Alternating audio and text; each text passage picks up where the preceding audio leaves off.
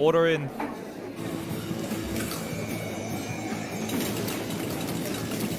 Yoshi. 卵白を泡立て、卵黄に生クリーム、塩コショウで調味、そろそろ蒸し上がり。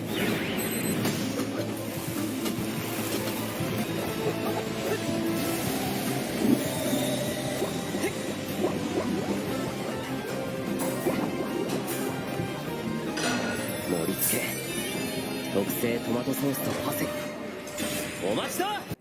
Today we're recreating Yukihira Soma's Souffle Omelette from Season 1 of Shokugeki No Soma. This is a simple dish which is comprised of 3 elements. 1. An omelette that has been given lots of volume by whipping up the egg whites into a meringue. 2. A simple tomato sauce to provide a sweet and acidic flavour pairing to the plate.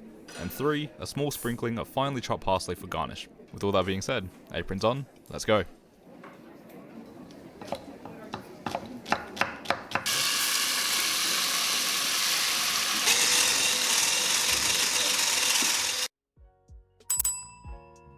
Orders up, service please. Before we get started with the omelette, we first need to prepare the ingredients for our tomato sauce. To do this, we'll simply peel 1 clove of garlic, finely dice it and push that to one side of the board. Next we take 2 tomatoes and slice them down the centre and remove the eyes by making 2 shallow cuts at a 45-degree angle like so. After that, it's a simple matter of slicing the tomatoes into thin wedges before dicing them into even-sized chunks, about half a centimetre to 1 centimetre in size. Moving over to the stove, we'll add 2 tablespoons of olive oil to a frying pan over medium heat until the oil is hot and shimmering.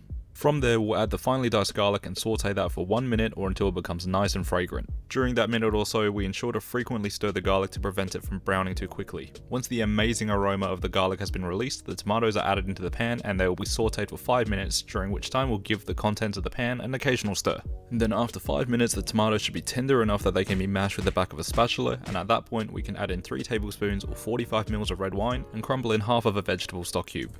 We'll stir these additions into the sauce until well combined before bringing the sauce to a simmer over medium heat and allow it to reduce for 10 minutes or until it's reduced by 50%. After 10 minutes, you can see that the sauce has reduced and thickened considerably. Now that the sauce has reached our desired consistency, we'll season it to taste with black pepper and a pinch of sugar to give the sauce some brightness, and once it's seasoned to our liking, we can set the sauce to one side and shift our focus to making the omelettes. To prepare our souffle omelette batter, we first start by separating the whites and the yolks of 4 large eggs. We take our time during this process to ensure that none of the yolks break and get into the whites, as this can inhibit the egg white's ability to aerate and fluff up properly when they're being whisked. Once the eggs are nicely separated, we'll set the yolks to one side and then using an electric mixer, we'll whisk the egg whites until they reach stiff peaks. You'll know that this has been achieved when the egg whites have become pure white, tripled in volume, and when you remove the whisk from the whites, it can hold its shape without drooping like I'm demonstrating here. These are then placed to one side while we go back to the egg yolks. For the egg yolks, we'll begin whisking them together while drizzling in 3 tablespoons or 45 ml of heavy cream and continue to whisk these together until fully combined. Once that has been achieved, we can add in 1/3 of the whisked egg whites into the cream and yolk mixture. We then gently fold the egg whites into the yolk mixture, ensuring to get underneath the yolks and fold it over the top of the egg whites to ensure that everything is getting mixed together thoroughly. It's essential that we take our time with this process as we're trying to preserve as much air in this batter as possible. Once the first third of the egg whites have been folded in, we will repeat this process 2 more times with the remaining egg whites until we are left with a beautifully smooth, light golden omelette batter.